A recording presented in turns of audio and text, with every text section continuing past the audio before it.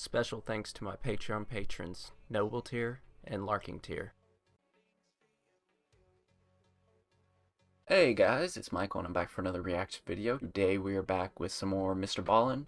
The title of the video is This National Park Has a Death Trap.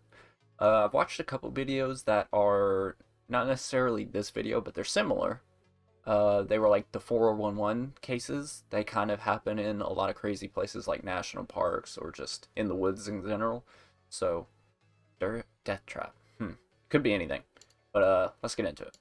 Today's story is about an infamous caving incident. The reason for its Oh. infamy is largely because of a photo that was taken during the event. Now, if you didn't know anything about this photo and you just looked at it, it would be haunting and kind of unsettling, but when you have the full picture, the full context of what's going on in this photo, it will leave you highly disturbed. That photo will be shown at the end of today's video. But before we get into today's story, if you're a fan of the strange, dark, and mysterious delivered in story format, then you've come to the right place, because that's all we do, and we upload once a week. So, if that's of interest to you, please offer to cut the like button's front lawn, but when you're done, be sure to blow all the grass clippings through an open window into the living room. Also, please subscribe to our channel and turn on all notifications so you don't miss any of our weekly uploads. Okay, let's get into today's story. Within On January reach. 30th, 1925, a 37-year-old man named Floyd Collins walked through this huge forest in central Kentucky inside of a national... If this is like real caving, like I don't... Usually when I do any kind of stories of MrBallen, I always go with if I would do it and if it was a bad idea or where they kind of go wrong. So, caving, I could see myself doing, but not if it's that crazy caving, you know, where they get in like teeny tiny places and try to slither through. Ooh, no, I'm good. I'm not claustrophobic, but I don't want to obviously die. So, yeah, hopefully it's not one of those. Park. As he walked along, his boots splashed in the melting snow and mud on the ground, and above him, all he heard was the sound of water dripping down amongst the leaves. It was warmer than it had been in several days, and so that was why Floyd was out here. He was trying to take advantage of the nice weather. And so after walking for a while on this muddy, slushy trail, the trees around Floyd began to thin out, and then eventually he reached the edge of the tree line, and in front of him was this huge clearing. Now, in this clearing, the trail he was on continued straight ahead, but it came to a stop in front of this huge cavern-like opening in the side of a hill. And so without hesitation, Floyd stepped out of the trees into the sunlight, and he walked Doesn't the look rest very of the deep, trail but right up to the opening of this cavern. doesn't even look that tall. I'm trying to get some perspective, but it's really weird. It's either super big, but it doesn't look super big. It looks like probably about a 4-foot entrance. It doesn't look very big. Ooh, that's sketchy. Into the sunlight, and he walked. It's still the not rest in of the way trail where I would right think, up to no, the opening of I'm this not going in cavern, there. And he stopped and just stared and smiled. This cavern-like space on the side of this hill was the entrance to a cave known as Sand Cave. And Floyd had spent the last week coming out to Sand Cave and exploring the different tunnels. Oh. But today, his plan was to go as deep and as far inside of this cave as he possibly could. Caves were a huge tourist attraction in this region, and Floyd was a very experienced caver who had been caving since he was 6 years old, and he knew that most of Sand Cave had not been explored.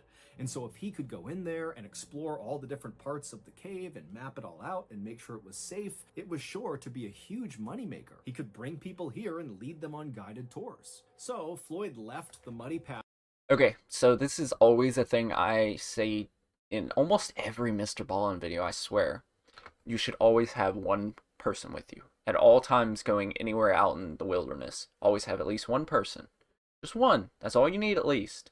Because, God, that extra insurance of having one extra person to help you and watch your back, you just need that. So even though this dude seems like a professional caving person, that's just one thing I would never do. You always bring someone with you. Always just bring one person at least. Path he had been walking on and stepped foot inside of this. At least he's went here quite a few times, so he hasn't gotten sketched out by it. Cathedral-like space inside.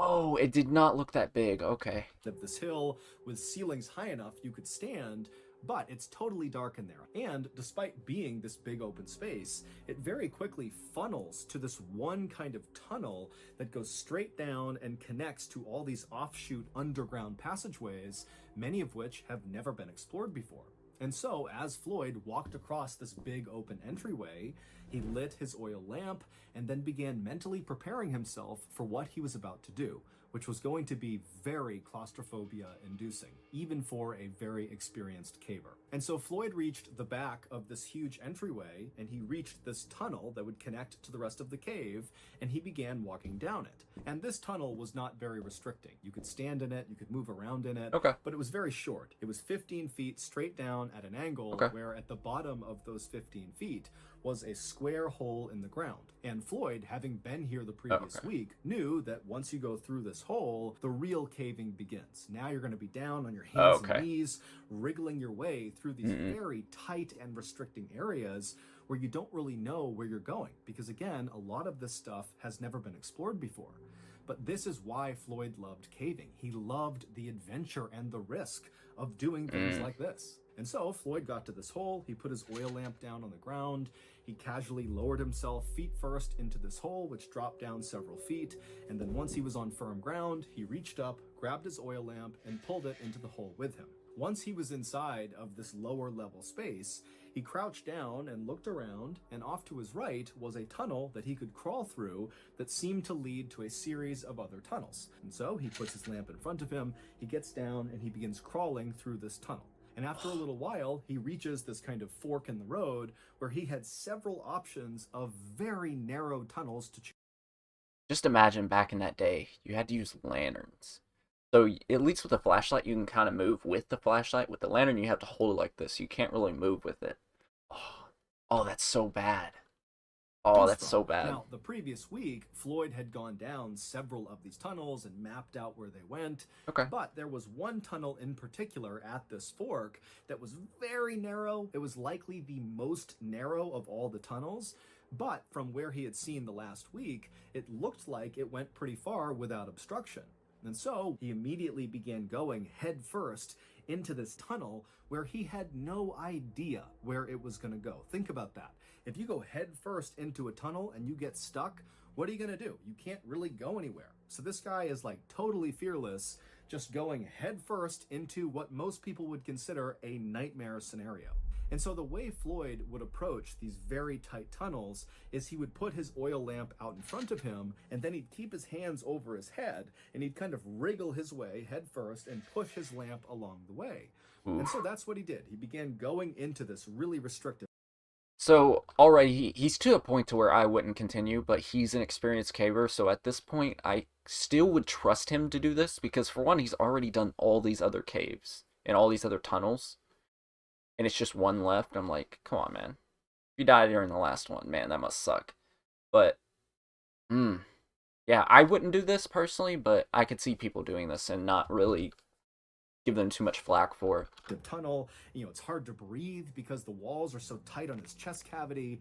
But as he's going, eventually the ceiling begins to slope upward just enough that he can pull himself up onto his hands and knees and kind of catch his breath. By this point, Floyd was approximately 55 feet underground. That's where this little pocket was, where he could get up on his hands and knees and breathe. And so from this position, he still could see with his lamp that this tunnel continued to snake further and further down. And his hope was that eventually it would lead to a big underground chamber that was not just big enough to go to your hands and knees on, but was big enough you could stand and walk around in, because those were the big tourist attractions. Not only because it seems like another world underground that you can fully explore and walk around in, but also, as Floyd knew from his past experience of going into other caves, a lot of times those big underground chambers are full of Native American artifacts. And again, that was a huge potential moneymaker for people like Floyd because it allowed him to advertise that this cave where tourists could go explore was full of all this rich history. And so Floyd eventually, after catching his breath in this little spot, got back down onto his stomach with his hands out in front of him, with the lamp out ahead of his fingers, and he began going deeper and deeper into this unexplored section of Sand Cave. And as he inched along, even though the ceiling remained very tight on top of him, he's totally compressed to the ground, the walls on either side of him began to expand, which meant Floyd, if he wanted to, could actually turn himself around, although he couldn't stand up. And so Floyd is making his way down this very low ceiling area when he notices his oil lamp is beginning to flicker, which means it's going to go out soon. Now, Floyd wasn't concerned about suddenly being in the darkness inside of a cave. Now, to most people, that would be terrifying, but Floyd, again, was so experienced, he was very confident that he could easily make his way out again just by touch. He didn't need the light. But he did know that trying to move around inside of a cave in the darkness was dangerous, and so he should not do that if he could avoid it. And so as much as Floyd wanted to continue and hopefully find something incredible inside of this cave, he decided he really needed to just turn around and go back to the surface and come back the next day to continue exploring. Good job. So, because this part of the tunnel he was in was really wide, he was able to turn himself around and drag his lamp until he was facing back uphill, and then he rolled onto his back. So his head is pointing back up where he came from, and his feet are pointing in the direction that he had previously been traveling, and he's on his back. And so his oil lamp is above his head. He can move his arms side to side because, again, it's pretty wide in the area he's in, but his head is pretty restricted by the ceiling.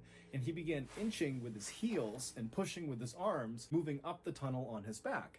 And as he would move, I wonder why he turned around and got on his back.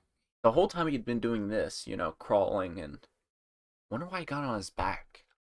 Use his head and his hands to push the oil lamp back up the direction he was going. And for a little while, this system worked great. But at some point, right as he was getting close to that area where he was able to previously get on his hands and knees and catch his breath, Floyd accidentally kind of rushed and pushed his lamp too hard and knocked it over, which extinguished the light. And so suddenly, Floyd was cast into total darkness. But he said he was good, right? Have you ever thought to yourself, wow, MrBallen is so cool, I just wish there was some way he and I could come together and lay the smackdown on the ultra-successful, highly popular social platform Discord? Well, if that's you, today's your lucky day. Because our partners over at Discord just told me that if I wanted to host a live storytelling event on Discord, they would uncap the number of people who could watch it live. For reference, Discord has never done this before, because if you allow an unlimited number of people to join a live stream at one time, it could easily destroy the server temporarily. But you know what they told me when I asked them how they felt about having that be a potential outcome? They said, don't worry, John, that would only happen if you had at least 10,000 people on the show at once. And that's not going to happen. Those fools. In 2 weeks, on May 19th at 7 p.m. Central, I'm going to host that live storytelling event on Discord. It's totally free, and I need all of you fans of the strange, dark, and mysterious to do me a favor and log in right at the start, just so we can surpass the 10,000 viewer mark and destroy Discord's server temporarily. And then after they fix it, which will be quick, I will spend the rest of the live stream telling you stories. Joining our official MrBallen Discord server, where I'll do this live stream, is quick and easy. All you gotta do is click the link in the description, choose your adventure. I'll leave all of his links in the description. Rules, and then on May 19th at 7 p.m. Central, click on the live storytelling event. Me and old Sing-Along will see you there.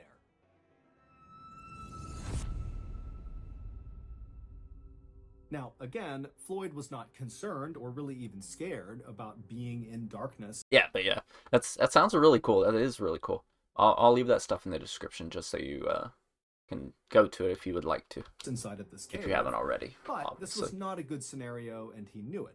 But he told himself, stay calm. He knew where he was in the cave. He just needed to get to that little pocket. He'd catch his breath, and then he'd continue his way back up, eventually reach that hole in the ceiling, that square hole. He'd climb out, make his way out of the cave, and boom, he'd be done. And so Floyd just continued to push the now extinguished oil lamp above his head, and he continued to inch with his heels and moved his arms around to keep going backwards up this tunnel. But then, right before Floyd reached that pocket inside of the tunnel where he could get onto his hands and knees, he heard the sound of falling rocks somewhere below him, kind of near his legs. Ooh. Now it's pitch black, he can't see anything, and so Floyd just kind of held his breath and hoped that whatever was happening wouldn't affect him. But then he felt a shooting pain in his left leg.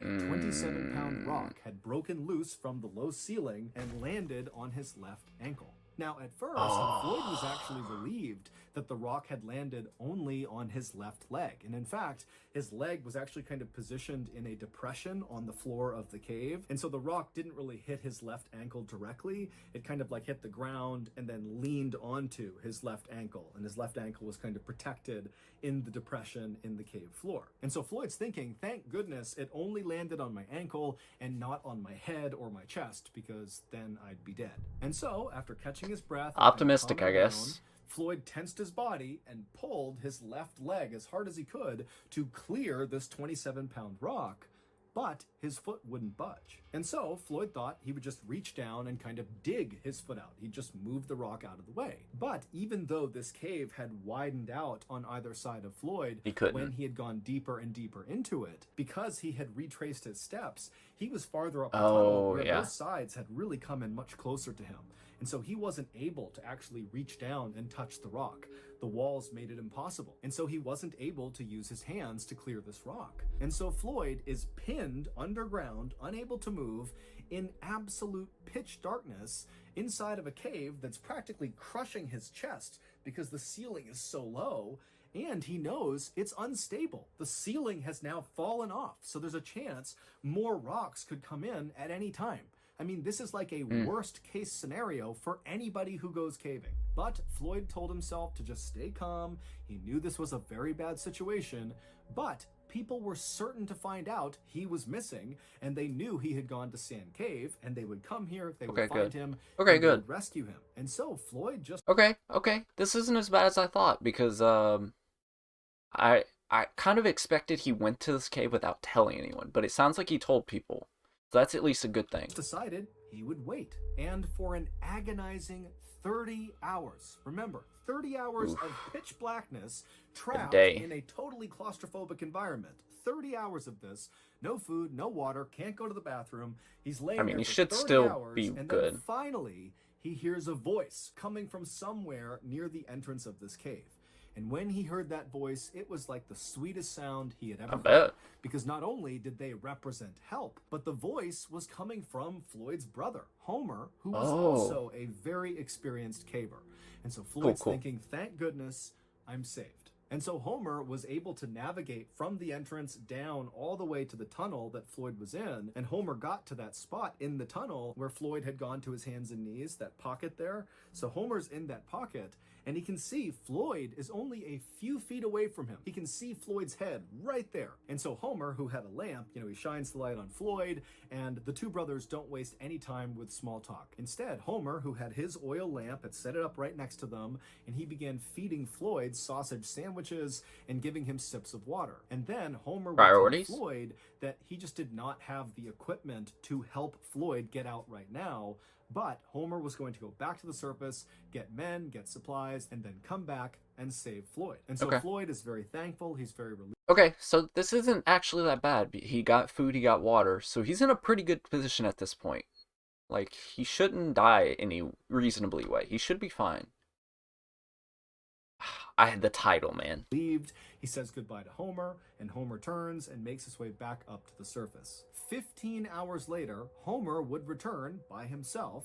And so at this point, Floyd has been trapped for 45 hours. And so Floyd, he's laying there kind of in and out of consciousness, and he hears the sound of Homer calling out to him, and then he hears the sound of Homer chiseling away at some rocks. It would turn out Homer's plan to save Floyd was basically to chisel away the side of this section of tunnel that Floyd was stuck in in order to be able to reach down and somehow, some way, clear the rock off of Floyd's leg and then pull Floyd up. Now, Floyd understood, of course, that this plan of chiseling away the side of this tunnel to Yeah, make it wider I don't was like going to this. take some time. But luckily, Homer had shown up with more food and water, and they chatted the whole time. There's a few, like, I'm trying to think what's a good way to do this. There's not really a, because there's a few problems with chiseling. The first thing, for one, it's going to take forever. Two, it's the vibrations that are scaring me. Because obviously the rocks fell because of probably vibrations. So I'm thinking if he's going to be hitting a chisel, he's going to be creating vibration in the rock around. And it could cause more collapse. Oof. As Homer worked, and so Floyd was in good spirits, and Homer was very optimistic. But after 8 hours of Homer slowly chiseling his way, widening this tunnel, Hey, at least he's he got hadn't made the much progress, and he was totally exhausted. got the You drive. gotta remember that the angle he was working at was horrible. He was basically crouched down on his hands and knees, chipping away at this rock. And so after those 8 hours, Homer would leave Floyd and go back home and sleep and eat and drink and kind of recover. But he told Floyd, don't worry, tomorrow more men will be here to help chisel away this tunnel and get Floyd out of there. But for the course of the next 50 hours, Floyd remained trapped inside of this tunnel with the rock pinning his leg. 2 days already. And despite Homer and several other men getting down there and very diligently chipping away at this tunnel, it just was not happening very quickly. And so over the course of those 50 hours, Floyd began going in and out of consciousness, and he began not being able to differentiate between what was real and what was not. At one point, he would say that he believed the cave had kind of opened up and these angels riding golden chariots with flaming wheels had come in to save him. And as they were lifting him out of the cave, he smelled food and coffee. And then suddenly his hallucination cleared and he realized he was trapped in the darkness all alone, still in this cave. And it was like it destroyed his morale. And so Floyd is really starting to go downhill, and the rescuers are realizing they need to do something, and they need to do something now. But at the 130-hour mark, things got even worse for Floyd. As he was laying there in the tunnel, this was sometime in the middle of the night, and so no rescuers were actively down there trying to chisel their way down to him. He was laying there, and he was listening to the sound of the running water somewhere outside the cave, and that sound was kind of amplified down to him. And then all of a sudden, he heard the sound of falling rocks somewhere up above. And then when those rocks stopped and it went silent again, he could not hear the sound of the running water. It was very muffled. Oh, was it a cave-in? He realized that there must have been a cave-in somewhere higher up in the cave, which meant potentially there could be a significant block just to get down to him. Forget about widening this tunnel. I mean, he could be actually entombed inside of Sand Cave. And so Floyd did the only thing he could do, which was to pray. It would turn out that cave-in had indeed blocked the way for rescuers to get down to Floyd. And because of how extensive this cave-in was, the rescuers actually decided to start carving a brand new tunnel that would join up with the side of Floyd's tunnel. I mean, this is an even bigger undertaking than just chiseling the side of the tunnel that Floyd was in, which was their original plan and had taken several days. And so now they have to build this brand new tunnel to Floyd. And so okay, I feel like that's such a bad idea. That's gonna take so much longer. It already took you that long to get, and I'm afraid like you'll accidentally like hit him somehow with like the drilling equipment or whatever they're using, or you might cause, oh god, this can be so bad. So finally, on February 16th, 1925, so a staggering 17 days from the time Floyd got first stuck in this cave, the rescue team finally he's dead, right? And reached Floyd. And as soon as they did, the lead rescuer looked over at Floyd, and then he paused, he turned up, and he just said, dead. It would turn out shortly after that cave-in, which sealed Floyd in completely inside of Sand Cave, at some point over the next couple of days, those rocks began to break free and tumble down the cave and began striking Floyd until finally one or several of those rocks hit him in the head or chest and killed him. So just imagine you are trapped. You've been there for several days. You're in total darkness. You're entombed inside of this cave. And periodically, rocks just come tumbling down and smash into you. Who knows how long it took to kill him, but that has to be one of the most agonizing ways to go ever. Shortly before that cave-in first happened, a photographer took a picture of Floyd, who at the time believed he was going to get out, and all the rescuers believed they were going to get him out. But shortly after this photo was taken, the cave-in would happen, and at that point, Floyd didn't know it, but he was doomed. Here is that photo. And that's so sketchy. I'm gonna be honest, it looks like he has a good amount of room on that left side. Oh, man, that's so sad. At the end of the video, Floyd's probably body is. was eventually removed from Sand Cave. However, instead of being buried, because of the interest around this cave rescue that ultimately failed, there was a decision made to actually put Floyd's body on display inside of another cave. Basically, Floyd's body became a tourist attraction. And it would remain a tourist attraction for decades until finally he was removed from that cave and given a proper burial. Okay, that's not too bad. So that's going to do it. If you Okay, that's it. Oh, that was such a depressing story. I was hoping he would get out, but yeah, you know, things happen. So thank you guys so much for watching. I hope you enjoyed, and I'll catch you guys later. Bye.